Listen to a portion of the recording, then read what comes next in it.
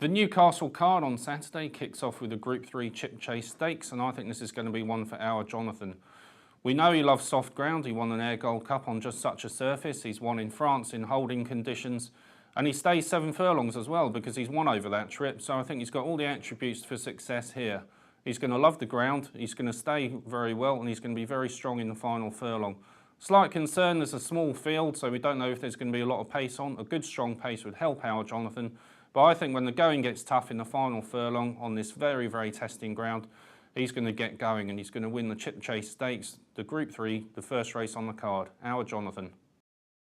The John Smith's Northumberland Plate, aka the Pitmen's Derby, is going to be run on very testing ground this weekend. It's going to be a right slog over the 2 miles.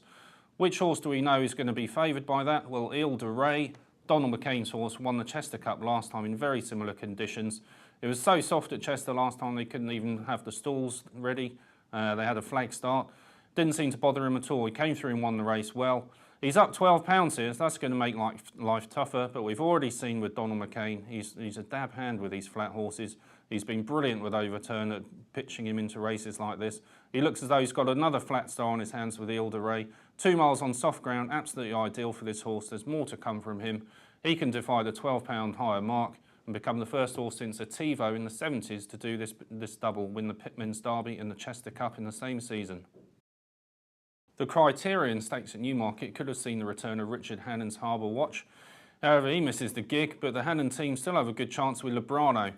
He won the race last season in good style and has come back and won at Salisbury last time out in determined fashion, beating our Jonathan by a very small margin.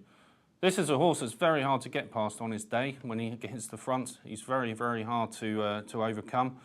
And he loves the July course. He's a Grade 2, he's a Group 2 winner at this track in the July Stakes when he was a juvenile. Of course, won this race again last season. And I think he loves this time of year. He loves the track, and I think he's going to keep it for the Hannons. So that's Lebrano to win the Criterion Stakes for a 2nd year in a row. On Saturday evening at the Curragh, we have the Irish Derby with Camelot bidding to supplement his Epsom success, and he's going to be very short odds to do so. However, they've had loads of rain in Ireland, has turned the ground soft, heavy in places, and I think that's going to suit Aidan O'Brien's 2nd string, Imperial Monarch. He was really unlucky in France last time, finishing 8th in the French Derby, got carved up, had to come all the way down the outside, and had no luck in running at all. Before that, he'd beaten Thoughtworthy at Sandown on really, really soft ground. And I think if there is going to be an upset here, it's going to be the Aidan O'Brien 2nd string, Imperial Monarch. He's about the 8-to-1 mark at the moment. And I'd recommend a win bet on him with the favourite not sure to like the ground.